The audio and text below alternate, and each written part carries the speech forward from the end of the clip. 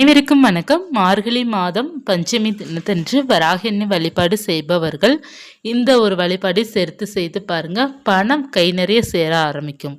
உங்களுக்கு பண வரவு வேண்டும் அப்படி இருப்பவர்கள் அனைவருமே இதை செய்து பாருங்க. இந்த வெந்தய வழிபாடு உங்களுக்கு நல்ல ரிசல்ட் கொடுக்கக்கூடியது. வியாழக்கிழமை நம்ம செய்யும்போது இன்னமும் நமக்கு நல்ல பலன் கிடைக்கும். வெந்தய பரிகாரம் செய்து நிறைய பேர் நல்ல பலன் அடைந்திருக்கிறாங்க. அதனால் நான் சொல்கிறேன், வராகி அன்னை வழிபாடு செய்யும்போது இந்த பரிகாரமும் சேர்த்து செய்து வைத்துடுங்க. அதாவது வராகி அம்மனுக்கு தீபம் பார்த்தீங்க அப்படின்னா எந்த தீபம் ஏற்றணும், திதி நேரம் எவ்வளோ நேரம் இருக்குது அப்படிங்கிறதுக்கான ஒரு பதிவு நான் ஆல்ரெடி கொடுத்துருக்குறேன். அந்த பதிவும் சேனலில் இருக்கும், வேணுங்கிறவங்க பார்த்துக்கோங்க. மார்கழி மாதம் தேய்பிறை பஞ்சமி என்றைக்கு வருகின்றது அப்படின்னா 19/12/2024 வியாழக்கிழமை அன்று வருகின்றது. மார்கழி 4ஆம் தேதி வியாழக்கிழமை மாலை நேரம் 6 மணிக்கு மேலே இரவு 9 மணிக்குள்ளே வழிபாடு செய்து கொள்ளலாம். எப்படி வழிபாடு செய்ய வேண்டும் அப்படின்னா எளிமையாக நான் சொல்லிடுறேன். தீபம் பார்த்தீங்கன்னா உங்களுக்கு எந்த தீபம் ஏற்ற முடியுதோ ஏற்றிக்கோங்க. அதாவது 5 அகல் விளக்கும் நீங்கள் ஏற்றலாம், வெற்றிலை தீபம் ஏற்றலாம், செம்பருத்தி இலை தீபம் ஏற்றலாம், தேங்காய் தீபம் ஏற்றலாம். உங்களுக்கு எந்த தீபம் ஏற்ற முடியுதோ அந்த தீபம் ஏற்றிக்கோங்க.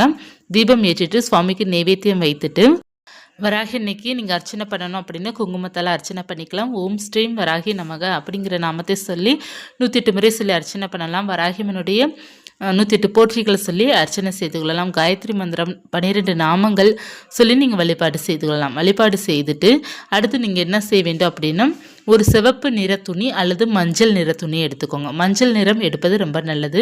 ஏன்னா வியாழக்கிழமை நமக்கு இருப்பதனால் குரு உகந்த நாளாக இருப்பதனால் மஞ்சள் நிற துணி எடுத்துக்கோங்க அல்லது சிவப்பு நிற துணி சதுர நிறமாக கட் பண்ணி எடுத்து வச்சுக்கோங்க. அதில் நல்ல ஜவ்வாது பொடியை நல்லா தடவி விட்டுக்கோங்க.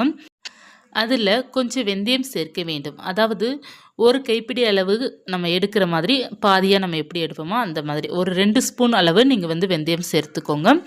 சேர்த்துட்டு ஒரே ஒரு விரலி மஞ்சள் துண்டு அல்லது குண்டு மஞ்சள் துண்டு நீங்கள் வைக்கணும். அல்லது உங்ககிட்ட மஞ்சள் துண்டு இல்லை அப்படின்னா மஞ்சள் தூள் கலந்துக்கோங்க. கலந்துட்டு அடுத்து பார்த்தீங்கன்னா ஒரு 5 ரூபாய் நாணயம் அல்லது தங்க நாணயம் அல்லது வெள்ளி நாணயம், இந்த 3 நாணயத்தில் ஏதாவது ஒரு நாணயம் நீங்கள் வைக்க வேண்டும். வைத்துட்டு அடுத்து ரொம்ப முக்கியமான பொருள் பார்த்தீங்கன்னா ஒரே ஒரு ஏலக்காய் வச்சுடுங்க.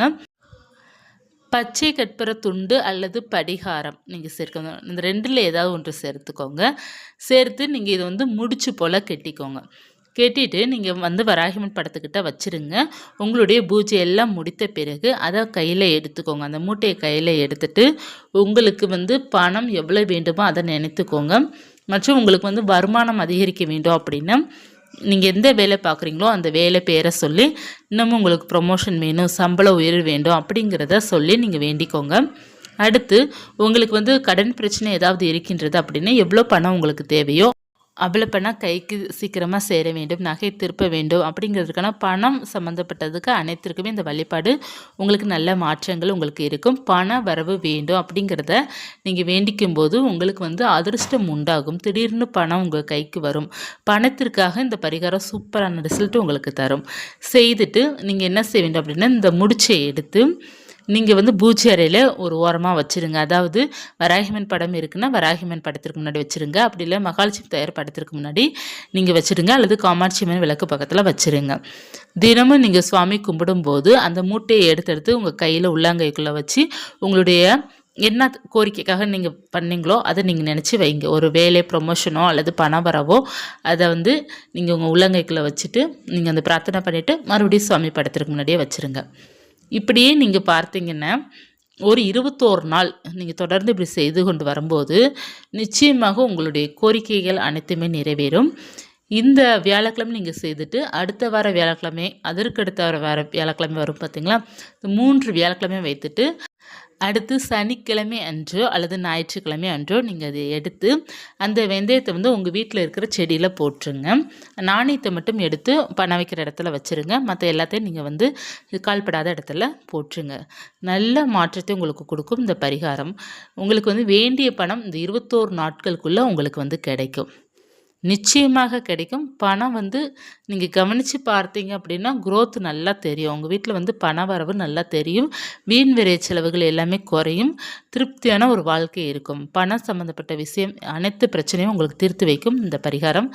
வியாழக்கிழமை அன்று செய்ய வேண்டும். வியாழக்கிழமை மாலை 6 மணிலேருந்து இரவு 9 மணிக்குள்ளே செய்யலாம். உங்களால் முடியுது அப்படின்னா குரு ஹோரையில் செய்யுங்க. இப்போ மாலை 6 மணிக்கு நீங்கள் பூஜை செய்துட்டாலும் இரவு 9 மணிக்கு 8 to 9 குரு ஹோரை, அந்த நேரத்தில் கூட இந்த பரிகாரம் நீங்கள் செய்யும்போது இன்னமும் ரிசல்ட் உங்களுக்கு நல்லா அமையும். குரு பார்வையே உங்களுக்கு கிடைக்கும். குரு பார்த்தால் நமக்கு கோடி நன்மை அப்படிங்கிறது நம்ம சொல்லுவோம் இல்லையா? அந்த குருவோட ஆக்டிவேட் நம்ம பண்ணணும் அப்படின்னா இந்த பரிகாரம் உங்களுக்கு நல்ல ரிசல்ட் கொடுக்கும். குரு பகவானோட அருள் இருந்தாலே நம்ம வீட்டில் பணப்புழக்கம் அதிகமாக இருக்கும். எப்படி சுக்கிரனோட அருள் இருந்தால் நம்ம வீட்டில் பணம் இருக்குமோ அதே போல் தான் குரு பகவான் ஒரு பார்வை பார்த்தாலே போதும் நம்ம வீட்டில் பணம் அதிகமாக இருக்கும். தொழிலாம் சூப்பராக நமக்கு நடக்கும். நல்ல லாபம் கிடைக்கும். ப்ரொமோஷன் அப்படியே உயர்வு கிடைச்சிக்கிட்டே இருக்கும். சம்பளமும் நன்றாக கிடைக்கும். குரு பார்வை தான் நமக்கு வேணும். கோடி பணம் வேண்டும் அப்படின்னா குரு பார்வை நமக்கு வேண்டும். நிச்சயமாக நமக்கு நல்ல மாற்றத்தை கொடுக்கக்கூடிய இந்த வழிபாடை நீங்கள் கட்டாயமாக செய்து பாருங்கள். இந்த பஞ்சமி தினத்தன்று செய்யும்போது இன்னமும் உங்களுக்கு நல்ல பலன் இருக்கும். உங்களுக்கு நகை திருப்பணும் அப்படின்னு நீங்கள் விருப்பப்படுறவங்க அனைவருமே இந்த பரிகாரம் செய்து பாருங்கள். நகை சீக்கிரமாக ஒரு 2 வாரத்துக்குள்ளே உங்களுக்கு நகைக்கு பணம் கட்டுறதுக்கான யோகம் உங்களுக்கு அமையும். இந்த நாளன்று வராகினை வழிபாடு செய்யும் பக்தர்கள் அனைவருமே பார்த்தீங்கன்னா கட்டாயமாக செய்து பாருங்கள். அடுத்து ரொம்ப முக்கியம், நம்பிக்கையுடன் செய்து பாருங்கள். அதுதான் ரொம்ப முக்கியம். ஒவ்வொரு பரிகாரம் நான் நிறைய செய்திருக்கேன், ஒன்றும் நடக்கலையே அப்படின்னு நீங்கள் நினைத்தாலும் இந்த வெந்தய பரிகாரம் உங்களுக்கு நல்ல பலன் கொடுக்கும். எப்போதுமே பார்த்தீங்கன்னா ஒன்று மட்டும் நீங்கள் நினைத்துக்கொள்ளுங்கள், நம்ம நிறைய பரிகாரம் பார்க்க தான் செய்கிறோம். நிறைய பரிகாரம் எல்லாருக்குமே கை கொடுக்குதானே கிடையாது. ஒவ்வொருத்தருக்கும் ஒவ்வொரு பரிகாரம் கை கொடுக்கும். அது முக்கியமாக பார்த்தீங்க அப்படின்னா உங்களுக்கு அந்த குரு நன்றாக இருக்கிறாங்க அப்படின்னா இந்த பரிகாரம் செஞ்ச 2-3 நாட்கள்லேயே உங்களுக்கு நல்ல ரிசல்ட் தெரியும். இல்லை அப்படின்னா நமக்கு கொஞ்சம் நாட்கள் ஆகும். ஆனால் அந்த வெந்தய பரிகாரம் பொறுத்தவரை நான் நிறையா டைம் சொல்லும்போது இந்த வெந்தய பரிகாரம் நல்ல ரிசல்ட் கொடுக்குது அப்படிங்கிறது நிறைய பேர் சொல்லியிருந்தாங்க. ஸோ அதனால் கான்ஃபிடென்ட்டாக செய்து பாருங்கள். இதற்கு நம்ம வீட்டில் இருக்கிற பொருள் வைத்து தான் நம்ம செய்கிறோம். நம்ம இதற்கு நம்ம எந்த செலவு பண்ண போகிறது கிடையாது. அதனால் நம்பிக்கையுடன் செய்து பாருங்கள். நல்ல பலன் உங்களுக்கு நிச்சயமாக கிடைக்கும். இந்த பதிவு உங்களுக்கு உபயோகமாக இருக்கும்னு நினைக்கிறேன். இருந்தால் லைக் பண்ணிக்கோங்க. இது போன்ற ஆன்மீக தகவல் தெரிந்து கொள்ளணும் அப்படின்னா சேனலை சப்ஸ்கிரைப் பண்ணி வச்சுக்கோங்க. நன்றி.